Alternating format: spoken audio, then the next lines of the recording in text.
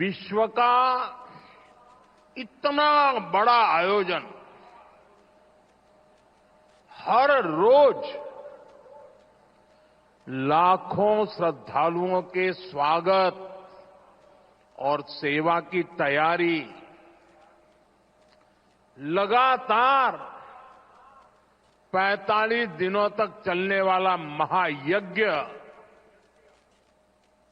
एक नया नगर बसाने का महाअभियान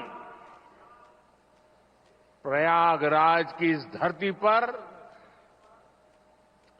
एक नया इतिहास रचा जा रहा है।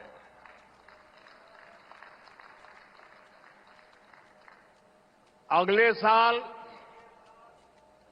महाकुंभ का आयोजन देश की सांस्कृतिक आध्यात्मिक पहचान को नए शिखर पर स्थापित करेगा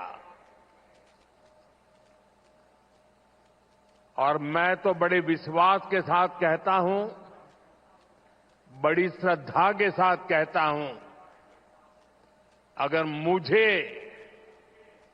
इस महाकुंभ का वर्णन एक वाक्य में करना हो तो मैं कहूंगा, ये एकता का ऐसा महायज्ञ होगा जिसकी चर्चा पूरी दुनिया में होगी।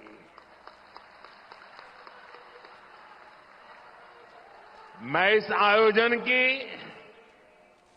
भव्य और दिव्य सफलता की आप सभी को शुभकामनाएं देता हूं। साथियों, हमारा भारत पवित्र स्थलों और तीर्थों का देश है।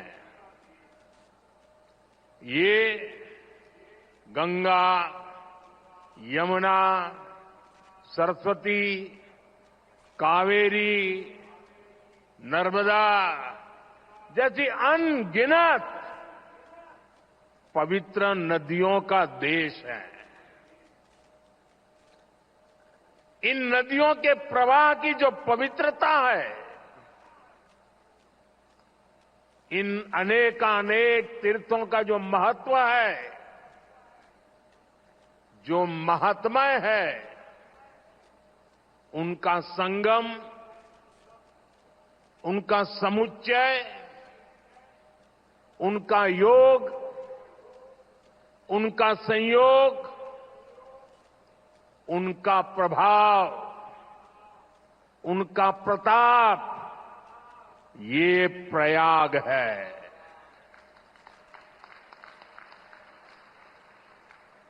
ये केवल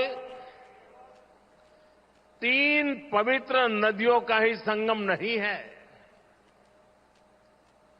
प्रयाग के बारे में कहा गया है, माघ मकरगत रवि जब होई, तीरथ पति ही आव सब कोई।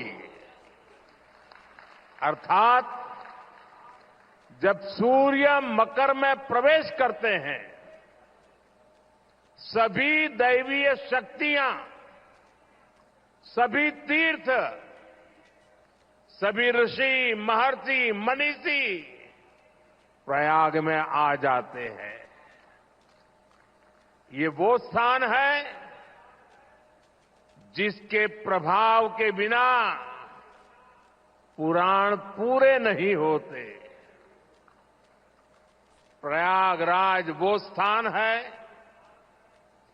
जिसकी प्रशंसा वेद की ऋचाओं ने की है। भाइयों बहनों, प्रयाग वो है जहां पग पग पर पवित्र स्थान है, जहां पग पग पर पुण्य क्षेत्र है। त्रिवेणीम माधवम सोमम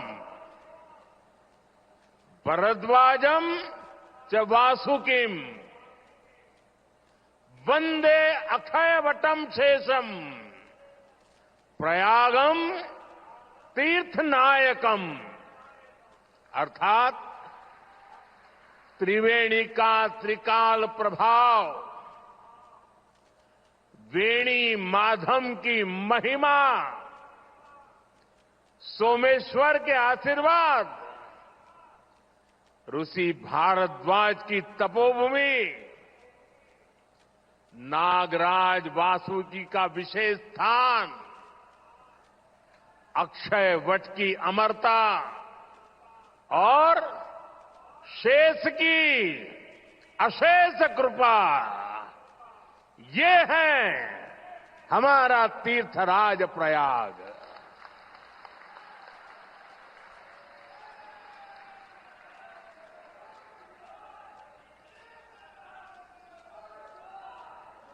तीर्थराज प्रयाग यानी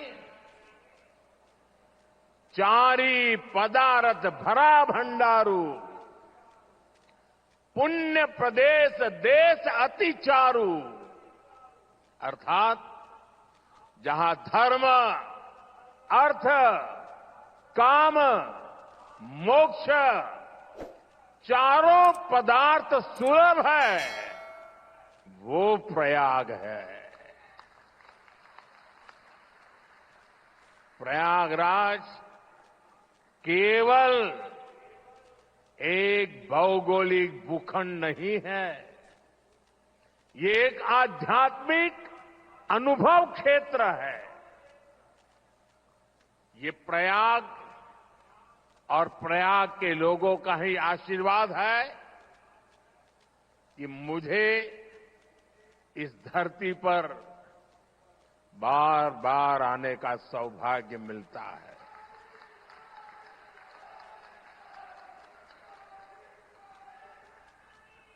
पिछले कुंभ में भी मुझे संगम में स्नान करने का सौभाग्य मिला था और आज इस कुंभ के आरंभ से पहले मैं एक बार फिर मां गंगा के चरणों में आकर के आशीर्वाद प्राप्त करने का सौभाग्य प्राप्त किया। आज मैंने संगम घाट के लेटे हुए हनुमान जी के दर्शन किए, अक्षय वट वृक्ष का आशीर्वाद भी प्राप्त किया। इन दोनों स्थलों पर श्रद्धालुओं की सहूलियत के लिए हनुमान कॉरिडोर और अक्षय वट कॉरिडोर का निर्माण हो रहा है। मैंने सरस्वती कूप रीडेवलपमेंट प्रोजेक्ट की भी जानकारी ली। आज यहां हजारों करोड़ रुपए के प्रोजेक्ट का लोकार्पण हुआ है। मैं इसके लिए आप सबको बधाई देता हूं। साथियों, महाकुंभ हजारों वर्ष पहले से चली आ रही हमारे देश की सांस्कृतिक, आध्यात्मिक यात्रा का पुण्य और जीवंत प्रतीक है।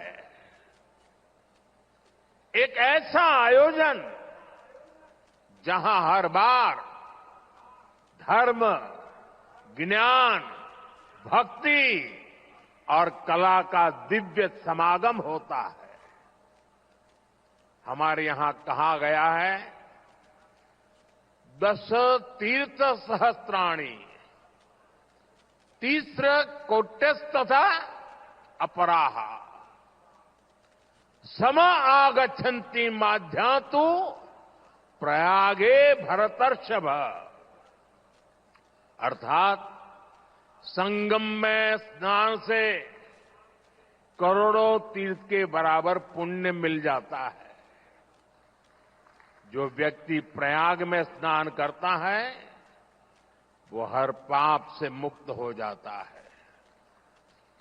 राजा महाराजाओं का दौर हो या फिर सैकड़ों वर्षों की गुलामी का कालखंड, आस्था का ये प्रवाह कभी नहीं रुका।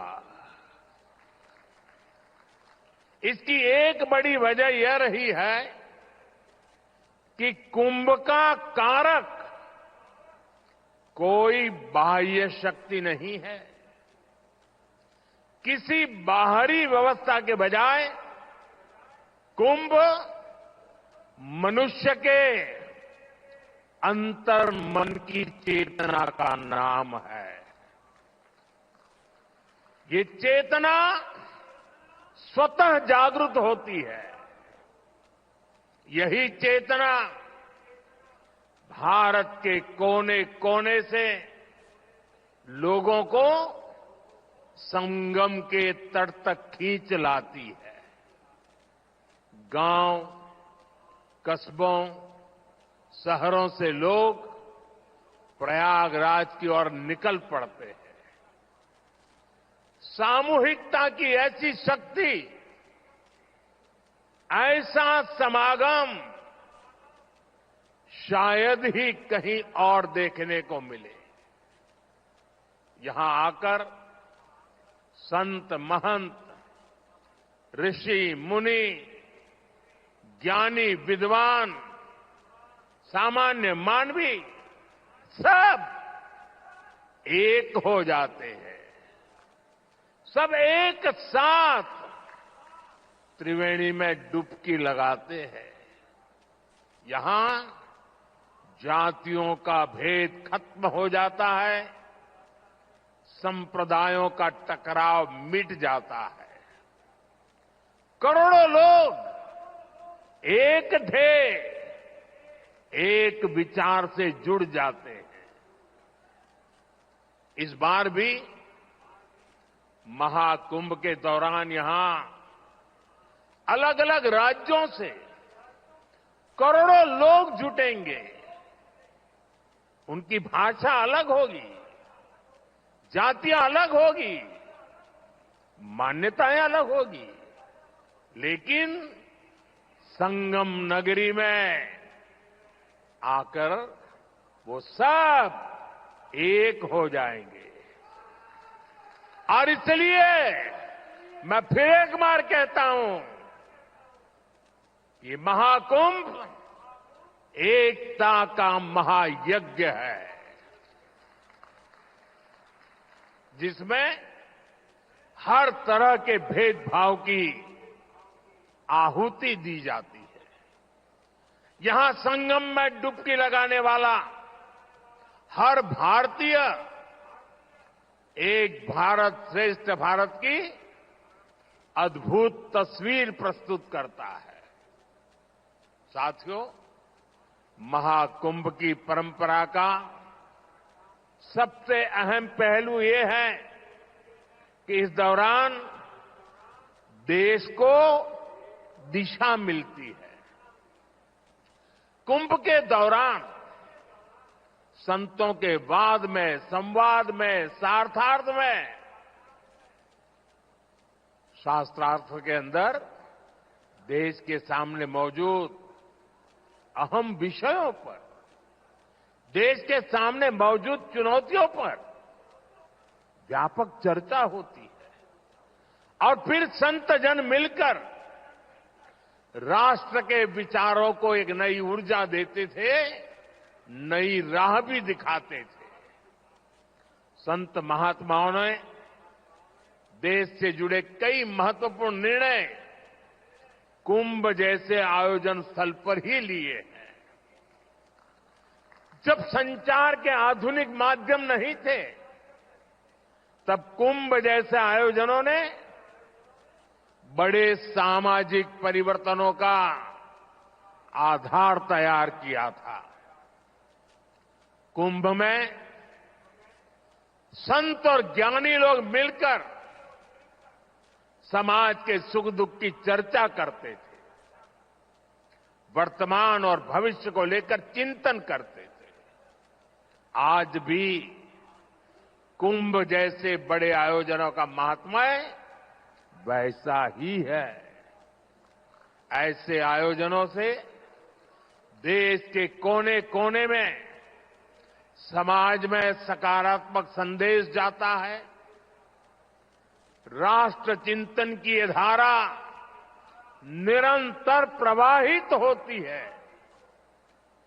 इस आयोजन के नाम अलग अलग होते हैं, पड़ाव अलग अलग होते हैं, मार्ग अलग अलग होते हैं, लेकिन यात्री एक होते हैं, मकसद